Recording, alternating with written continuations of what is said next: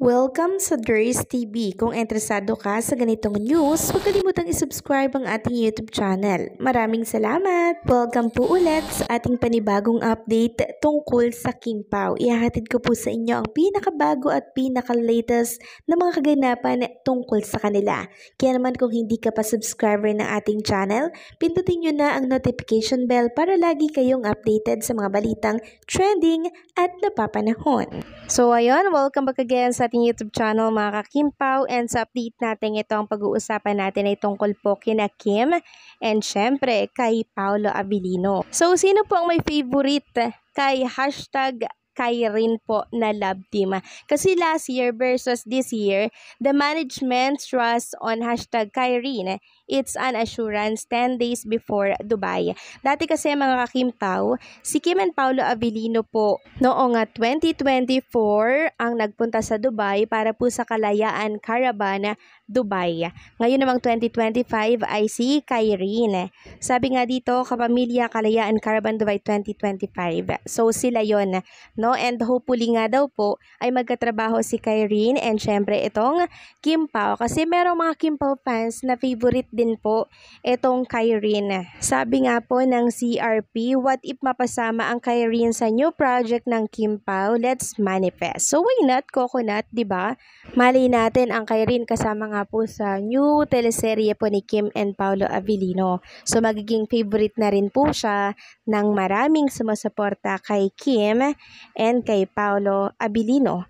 Samantalang ayon naman po sa Marisol Academy mga ka-Kim-Pao, malakas ang paniniwala nila base sa mga galaw ni Kim and Paolo Abilino na sila na po talaga. Yun nga lang daw, tila nape-pressure daw si Kim and Paolo Abilino na umamin tungkol sa status ng kanilang love life. Pero kung ang pagbabasehan lamang daw po ay yung kilos at galaw ng Kim Pao, para po sa kanila, confirm na. Kasi hindi naman tayo sinilang kahapon mga ka-Kim-Pao, diba? Para hindi po malaman ang katotohanan base yan sa kilos ni Kim and Paolo Abilino.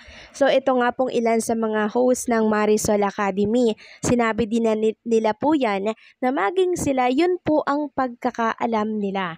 Nagbase sila sa kilos. So maging sila, pansin na po nila yan mga ka-Kim-Pao. Ano pa yung mga nakakatrabaho ni Kim and Paolo Abilino everyday? 'Di ba? Alam na po nila yan. So ang tangi na lang pong inaantay ng lahat mga ka-Kim-Pao ay yung official po na pag-amin nilang dalawa. Pero para sa atin, mga nakakita po ng mga kilos at galaw nila, understood na po yun sa ating mga nakakilala po talaga kay Kim and kay Paolo Abilino. Pero para doon sa mga hindi naniniwala, sa kanila na po yun mga ka-Kim-Pao. I mean, sila na ang may problema.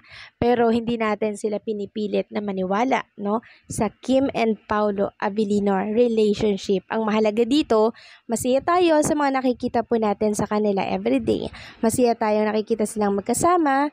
And syempre, araw-araw nating nakikita sila, 'di ba, na lagi pong magka-bonding sa biking, sa pag-gym, 'di ba, and sa iba pang mga ganap. And yung simpleng mga ganap na yan po yung nakakapagpaalis ng stress sa mga sumusuporta po sa kanilang dalawa. Iba-iba po kasi ang klase ng fans mga ka-Kim-Pao.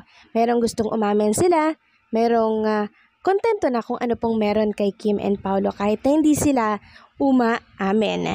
Next topic naman, pag-usapan natin itong post ng Kim Pao Couple Forever. Sabi niya, hala, napadaan sa timeline ko ang edit na to. They both believe in forever and everlasting love. Si Paolo makalumang tao kung magmahal, and si Kimi masyadong bigay todo sa pagmamahal. So bagay sila. So eto yung sinasabi ko mga ka-Kim-Pao, na talaga naman pong merong adjustment na mangyayari sa isang relationship para syempre mag-work yung inyong relasyon. Kasi kung magpapataasan lamang po kayo ng pride dyan, wala talagang mangyayari sa relationship ninyo. And nakikita ko naman po kay Chinita Princess mga ka-Kim-Pao na ang dami niya pong binago. Ganon din si Paolo Abilino. Nakakapanibago nga po mga ka-Kim-Pao, 'di ba? Hindi naman kasi ganon yung Paolo Abilino na nakilala po natin noon. Ngayon, ang daming pinagbago. Maging si Chinita Princess. And pansin ko din sa mga video ni Chinita Princess, isang tawag lamang po sa kanya ni Paula Abilino like Kimi, sunod agad siya kahit meron siyang ginagawa. Nakakatuwa, no? Ang cute lang nilang pagmasdan. And eto pa yung isang nakakatuwa dito. Yung si Chinita Princess po yung nagpapainom na mga gamot ni Paula Abilino, ilalagay niya sa scoop, diba? Tapos iinumin ni Paula Abilino. So ganito ba yung magkatrabaho lang? And syempre, absent sa showtime para lamang po makapunta sa special na araw or special na celebration ni Paula Abilino. So lahat ng yon mga kakimpaw, ilan lamang po yan sa mga nakita natin kay Kim and Paula Abilino. Yun ba, hindi pa natin ba makikita doon yung totoong relationship ni Kim and Paula Abilino?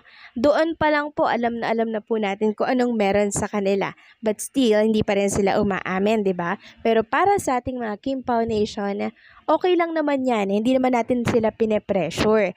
Diba? Pero meron kasing mga ibang fans na pine-pressure ang Kimpaw. Diba? Na which is maling-mali.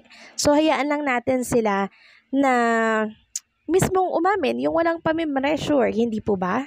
Kasi at the end of the day, mga fans lang din naman tayo. Kaya kailangan po nating lumugar kung saan tayo dapat lumugar. Kaya sa mga nagdududa, nag-aalangan po sa relationship na meron si Kim and Paula Abilino, magduda po kayo hanggang gusto ninyo. Dahil ang katotohanan, makikita po yan sa mga kilos at galaw ng Kim Pao. About naman po doon sa paniniwala ni Paula Abilino na may forever and everlasting love, tingin ko si Chinita Princess na po yun mga kakimpaw eh. Kasi hindi naman magbabago ang isang lalaki kung hindi po niya gusto ang isang babae. Syempre, lahat ng adjustment, 'di ba? Gagawin nun para mag-work ang relationship ninyong dalawa. And nakita natin yan kay Paolo Abilino, meaning seryoso talaga siya kay Chinita Princess. And sana hindi po ito magaya or mauwi sa ibang mga relasyon po ng artista na at the end, nagkakahiwalay din po. No? So, ipag-pray na lang natin na magtagal po si Kim and Paolo Abilino and talaga namang matuloy na sa simbahan katulad po ng inaasam ng maraming mga Kimpaw fans. Kaya ngayon, enjoy lang natin mga kakimpaw ang mga nakikita natin kay Kim and Paolo Abilino. Huwag natin silang i-pressure. Basta masaya tayo na magkasama sila lagi. Alam naman natin ang katotohanan, di ba? Tayo pa ba ang maglolokohan dito? Gayong alam naman natin kung anong katotohanan sa kanilang dalawa. Basta ako, naniniwala ako mga kakimpaw na everlasting and forever na po ang pagmamahala ni Kim and Paolo Abilino. Basta magkasundo lang sila, 'di ba? Adjust lang ng adjust kung ano man po yung pwedeng i-adjust para mag-work itong kanilang relationship. Kaya naman, ipag-pray natin si Kim and Paolo Abilino na more project para sa future family na bubuin po ni Kim and Paolo Abilino. So, anong say nyo dito mga kakimpaw? Please comment down below.